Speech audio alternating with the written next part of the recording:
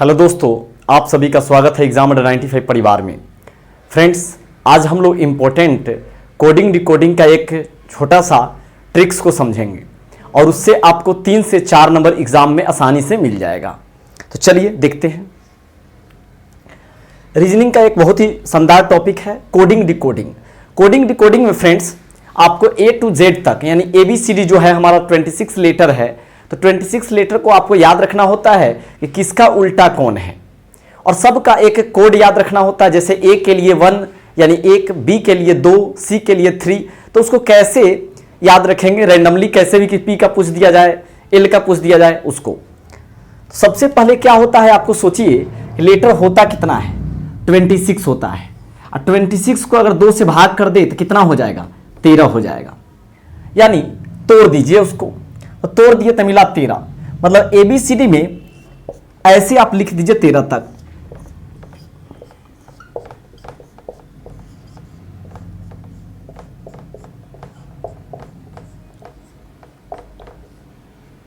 अगर इसको नंबरिंग करें, देखते हैं क्या होता है।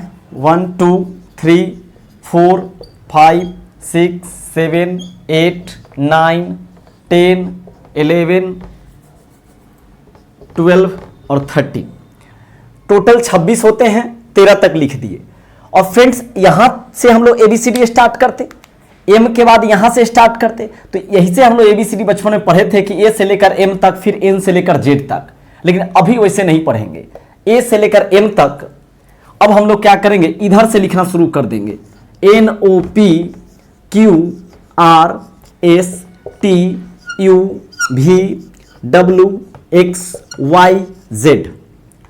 क्या हुआ, अब A का उल्टा, जैसे A से लेकर M तक लिख दिए और N से लेकर इधर चल जाइएगा। इधर से नहीं जाना है, उधर से चले जाना है। तो क्या हो गया आपका कि A का उल्टा Z हो गया, B का उल्टा Y, C का उल्टा X, D का उल्टा W, E का उल्टा V, F का U, G का T, H का S, I का R। इसी तरह से J का Q, K का P, L का O, M का N। तो A का उल्टा Z हो गया और Z का उल्टा A हो गया, B का उल्टा Y, Y का उल्टा B, C का उल्टा X, X का उल्टा C। तो आपको आसानी से याद हो जाएगा।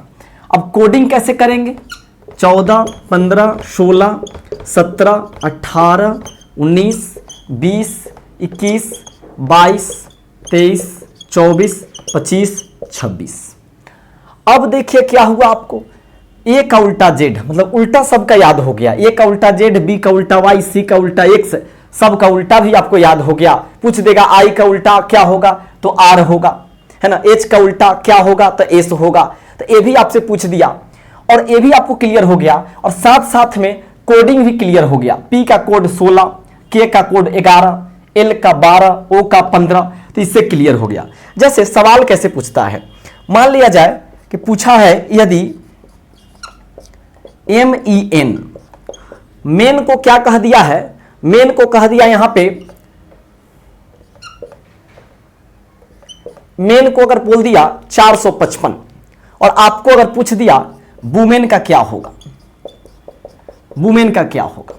तो देखिए आप सोचेंगे कि आखिर मेन से 455 कैसे हुआ। तो देखिए M का कोड क्या है, 13 है, तो 13 यानी कि 3 + 1 4 कर दिया है। E का कोड क्या है, 5, तो 5 ही लिख दिया। N का कोड क्या है, 14 यानी 1 और 4 5 हो गया। उसी तरह से आप वुमेन का निकालेंगे तो क्या होगा, W के लिए 3 × 2 23 होता है, तो 3 × 2 5 कर दीजिए। O के लिए क्या होगा, 5 × 1 6 हो गया। O का 15 होता है तो 5 × 1 6 हो गया। M का फिर 13, तो 3 × 1 4 हो गया। E का तो 5 ही होता है और N का क्या हो जाएगा, फिर 4 × 1 5 हो गया। तो इससे आपको कोड पता है तो इससे निकाल लिए। तो इस प्रकार का कोडिंग करके भी देता है। फिर आपको इस तरह से दे देता है क्वेश्चन अगला, यदि DEF को, यदि कहा कि DEF को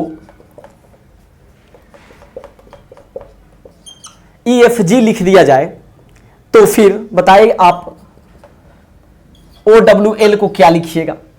चाहे आपको कोई भी कुछ दे देगा, आपको कुछ भी दे सकता है, यहां OWL दे दिया, चाहे कुछ भी दे दिया।